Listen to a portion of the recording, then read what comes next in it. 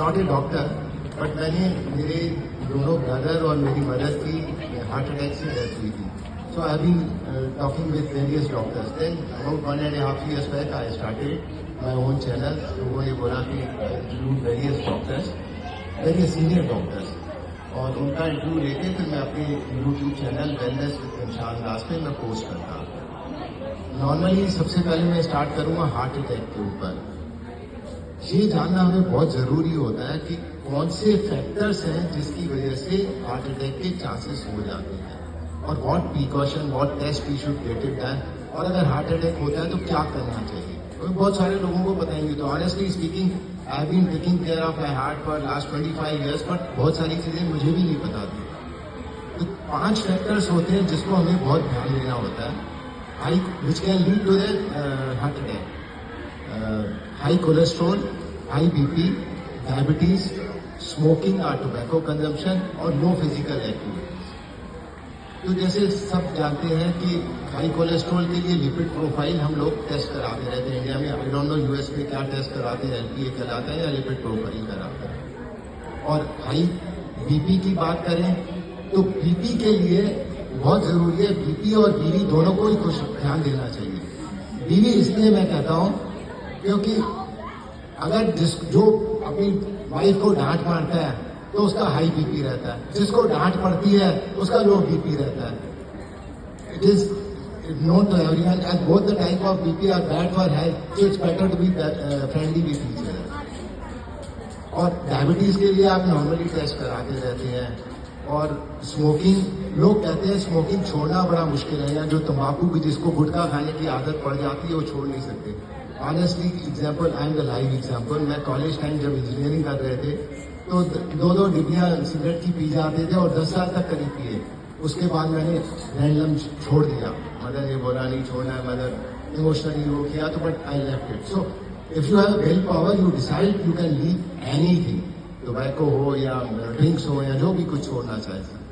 और सबसे पांचवा इंपॉर्टेंट जो है, आप जो है फिजिकल एक्टिविटी कईयों की लो होती है, तो उसके लिए आप मॉर्निंग वॉक करिए, इवनिंग वॉक करिए, डिनर के बाद कर लीजिए, वो करना जरूरी है.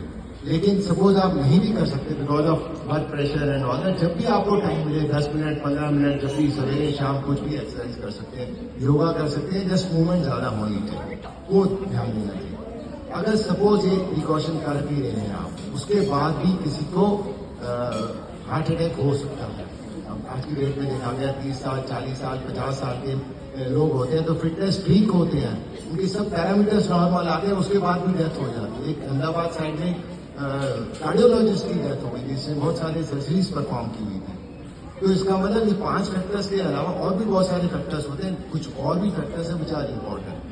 First important factor is family history, second is stress, and third आप डाइट क्या खाते हैं. फैमिली हिस्ट्री, जैसे मेरे केस में फैमिली हिस्ट्री है. नॉर्मली हम लोग लिपिड प्रोफाइल टेस्ट करा लेते हैं. जिनकी फैमिली हिस्ट्री है, उनके फादर या मदर या किसी को भाई वगैरह किसी को हुई है, हार्ट अटैक हुई है, तो लिपोप्रोटीन ए जरूर टेस्ट करें. लोगों को, मेरे को भी नहीं पता था, मेरे को 2 साल पहले ही पता लगा, जबकि मैं 25 साल से कर रहा हूँ. तो लिपोप्रोटीन ए जरूर टेस्ट कराएं. अगर आपका टेस्ट रिजल्ट ठीक नहीं आता, you should immediately contact your cardiologist, वो बताएगा. I will not go into details of that, क्या करना चाहिए, but that your cardiologist will tell. और कई बार क्या होता है, कई लोगों को जब अटैक होता है तो इमीडिएटली हमें क्या करना चाहिए. मैंने एक सीनियर कार्डियोलॉजिस्ट हमारे फोर्टिस हॉस्पिटल है इंडिया के अंदर, principal director and head of cardiology department, उन्होंने बताया था कि इमीडिएटली जिस पेशेंट को भी हार्ट अटैक होता है, आप एस्प्रिन डिसॉल्व करके पानी में दे दीजिए उसको, और रोजोवॉस 40. आई डोंट नो यूएस में क्या मेडिसिन प्रिस्क्राइब करते हैं, but I think over the counter aspirin यहाँ अवेलेबल होती है. अगर ये कर लेते हैं तो आप 30% मोर्टेलिटी रेट कम हो जाता है बिफोर रीचिंग द हॉस्पिटल. यहाँ तो आपके यहाँ 9 मिनट आप करते हैं तो 10 मिनट्स में एम्बुलेंस वगैरह आ जाती है. इंडिया में टाइम लग जाता है कई बार, बट इट्स बेटर आप इमीडिएटली उसको एस्प्रिन दे दें और रोजोवॉस दे दें ताकि वहाँ पहुँच जाए. और दूसरा इंपॉर्टेंट है, कई बार हमें जिसको हार्ट अटैक होता है उसको पेन नहीं होता. जो डायबिटिक पेशेंट होते हैं उनको कई बार पेन नहीं होता. उन्हें लगता है, कोई लोग सोचते हैं उनको स्वेटिंग ज्यादा हो जाएगी, और कई लोग सोचते हैं गैस्ट्रिक की वजह से होगी. गैस्ट्रिक है या जो भी है, you should rush to immediately take him to the hospital. Hospital लेके जाएंगे, उसके बाद अगर गैस की प्रॉब्लम हुई तो वापस आ जाएंगे, अदरवाइज डॉक्टर्स आपको ट्रीट कर देंगे। तो बहुत इंपॉर्टेंट है। इसके अलावा थर्ड पॉइंट जो सेकंड पॉइंट जो है स्ट्रेस का, हम कह तो देते हैं स्ट्रेस नहीं लेना चाहिए। स्ट्रेस बहुत सारे फिटनेस वीक होने के बाद भी 50-40 साल के लोग भी डेथ हो जाती है। तो आपको स्ट्रेस नहीं लेना चाहिए। कहना तो बहुत आसान है स्ट्रेस नहीं लेना चाहिए, स्ट्रेस होता क्यों है, तो जिस वजह से भी आपको स्ट्रेस होता है उस फैक्टर पे आप वर्कआउट करेंगे। Stress can be because of the family, stress can be because of the work pressure इतना हो जाता है उसके इसके अंदर, तो वर्क का तो अपना individual everyone has to decide, nothing there is no generalize कि ऐसे करने से ही खत्म हो जाएगा। दूसरा ये है कि आप मेडिटेशन कर सकते हैं, आप सोशलाइज करिए अपने आप को, ताकि इससे चीज से स्ट्रेस होने के चांसेस हो जाए। तीसरा जो इम्पोर्टेंट फैक्टर है, आप क्या खाते हैं, डाइट। जैसे example, red meat is bad for cholesterol, LDL आपका बढ़ जाता है। आप फ्राइड चीजें ज्यादा खाते हैं तो उससे भी फर्क पड़ जाता है। तो अब ड्रिंक्स वगैरह ये वो सब उसके लिए नॉमिनल लेना चाहिए। कभी कभी आप कुछ खा रहे हैं, मैदा जैसे है इस हार्मफुल, यहाँ पे तो हर चीज में मैदा ही मैदा होता है, बट वो चीजें आप कम करिए। कभी कभी खा सकते हैं तो कोई ऐसी बात नहीं। इसके अलावा जो नॉर्मली मैं यहीं पे एक कायरोप्रैक्टर से बात कर रहा था, सर्वाइकल की आपकी यंग जनरेशन में बहुत प्रॉब्लम हो जाती है।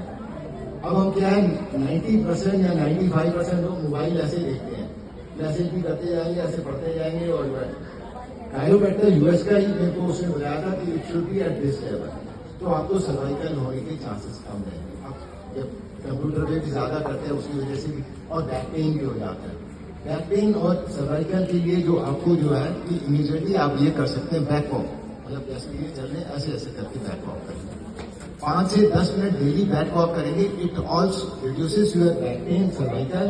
अपार्ट फ्रॉम दैट आपके अल्जाइमर के चांसेस भी कम हो जाते हैं, डिमेंशिया के चांसेस भी कम हो जाते हैं। अब नॉर्मली कई लोग डिमेंशिया की बात करते हैं तो लोगों को कंफ्यूजन होता है, मेमोरी लॉस और डिमेंशिया एक ही बात है। मेमोरी लॉस और डिमेंशिया में अलग होता है। मेमोरी लॉस में आपको पता लगता है कि मैं चाबी रखी थी कहाँ गई, गाड़ी की चाबी रखी थी नजर नहीं आ रही है, वो आपको मालूम है, आप भूल रहे हैं। पर डिमेंशिया के केस में आपको मालूम ही नहीं चलता कि सवेरे है या शाम है, मैंने सवेरे ब्रश किया था या अभी खाना खाया था, नहीं खाना खाया था, दिस इज द डिफरेंस। तो डिमेंशिया के लिए भी आपको उसके अंदर ट्रीटमेंट वगैरह करना है, वो आप डॉक्टर से कंसल्ट कर सकते हैं। एक दूसरा होता है, नॉर्मली सारे डॉक्टर्स बोलते हैं आप सोने से 2 घंटे पहले खाना खा लीजिए, लेकिन कई बार ये होता है आप वक्त से लेट आए, आप पार्टीज में आए या नहीं कर पाए, तो आप जाने से पहले एंटासिड ले लीजिए या आने के बाद ले लीजिए। और दूसरा गैस्ट्रोएंटरोलॉजिस्ट ने मेरे को बताया था, जब आप सोते हैं लेफ्ट साइड करके करवट करके सोते, तो उससे भी आपके चांसेस कम हो जाते हैं। एक यंग जनरेशन में और पाया गया कि किडनीज के अंदर किडनीज की वजह से प्रॉब्लम हो जाती है, तो आपका प्रोटीन यूरिन से निकल जाता है, तो वो पता ही नहीं लगता यूरिन से कैसे निकल गया।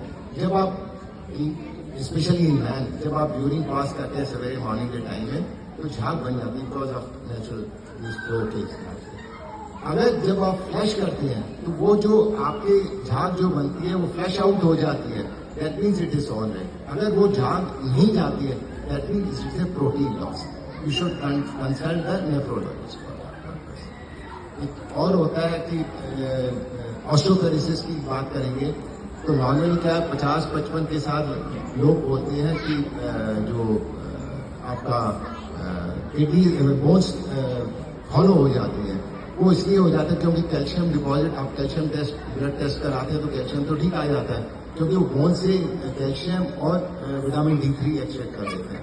तो इसलिए अगर आपको वो प्रॉब्लम है तो आप अपने ऑस्टियोपोरोसिस वाले डॉक्टर से कंसल्ट कर लीजिए। और सबसे ज्यादा इंपॉर्टेंट मैं ये कहूँगा कि आप कोई भी मेडिसिन लिए सेल्फ मेडिकेशन न करिए, आप डॉक्टर से एडवाइस करिए।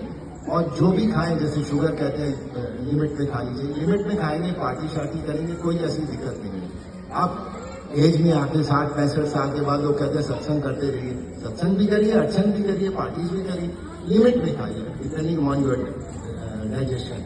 और हर एक को अपनी एनालिसिस खुद करनी होती है, मेरे अंदर बॉडी के अंदर क्या चेंजेस हैं, उस हिसाब से आप डॉक्टर को बता सकते हैं। Thank you so much for giving your valuable time and listening to me, and take care of your good health. God bless you all.